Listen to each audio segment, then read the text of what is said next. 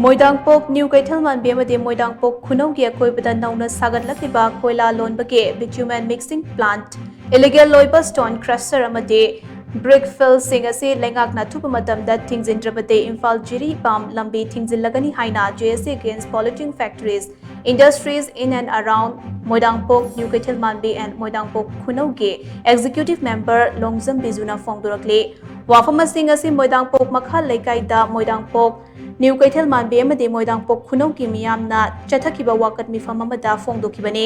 mahakna makhatana hai kumja listing ani kunmathoi dagi JSC na Manipur High Court wakat naga thingba thamduna leiriba stone crusher sing asina court ki order po thawoidaduna ngasi su chalaiduna leiri masida natuna mafam asigi akoibada bitumen mixing plant amade brick fill kaya amaso shagatlakba asina mafam asigi akoibada khundariba miyamda khudong chadaba kaya mayokna hale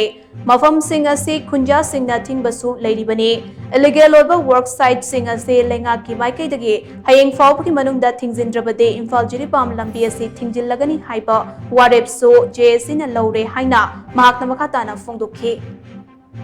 ꯑꯩꯈꯣꯏꯒꯤ ꯃꯣꯏꯗꯥꯡꯄꯣꯛ ꯍꯥꯏꯔꯤꯕ ꯈꯨꯟ ꯁꯤꯗꯩꯁꯤꯗ ꯀꯣꯏꯂꯥ ꯂꯣꯟꯕꯒꯤ ꯑꯗꯒꯤ stone culture ꯑꯗꯨꯗꯨꯒ ꯆꯦꯀꯣꯟ ꯃꯌꯥꯝꯁꯤ ꯂꯤꯡꯈꯠꯅꯕꯒꯤ ꯇꯧꯔꯛꯄ ꯑꯗꯨꯗꯨꯒ ꯀꯣꯔꯠꯀꯤ ꯔꯥꯏ ꯇꯥꯔꯕ ꯃꯇꯨꯡꯗ ꯍꯟꯖꯟꯅ ꯔꯥꯏ ꯇꯥꯔꯕ ꯃꯇꯨꯡꯗ ꯀꯣꯔꯠꯀꯤ ꯇꯥꯔꯛꯂꯤꯕ ꯔꯥꯏꯗꯨꯕꯨ ꯊꯧꯑꯣꯏꯗꯗꯅ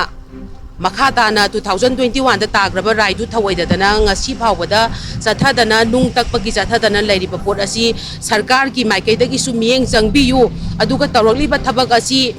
ꯅꯤꯌꯣꯝ ꯆꯨꯝꯂꯤꯕ꯭ꯔꯥ ꯅꯠꯇ꯭ꯔꯒ ꯂꯥꯜꯂꯤꯕ꯭ꯔꯥ ꯍꯥꯏꯕ ꯄꯣꯠꯇꯨꯁꯨ ꯁꯔꯀꯥꯔꯒꯤ ꯃꯥꯏꯀꯩꯗꯒꯤ ꯌꯦꯡꯕꯤꯔꯒ ꯃꯤꯠꯌꯦꯡ ꯆꯪꯁꯤꯟꯅꯕꯒꯤꯗꯃꯛꯇ ꯑꯩꯈꯣꯏꯒꯤ ꯂꯩꯀꯥꯏꯁꯤꯗ ꯂꯩꯔꯤꯕ ꯃꯩꯔꯥ ꯄꯥꯏꯕꯤ ꯑꯃꯁꯨꯡ ꯀ꯭ꯂꯕꯀꯤ ꯃꯤꯑꯣꯏꯁꯤꯡ ꯑꯩꯈꯣꯏ ꯄꯨꯝꯅꯃꯛꯅ ꯄꯨꯟꯁꯤꯟꯖꯔꯒ ꯁꯤꯠ ꯏꯟ ꯄ꯭ꯔꯣꯇꯦꯁꯠꯁꯦ ꯄꯥꯡꯊꯣꯛꯆꯕꯅꯤ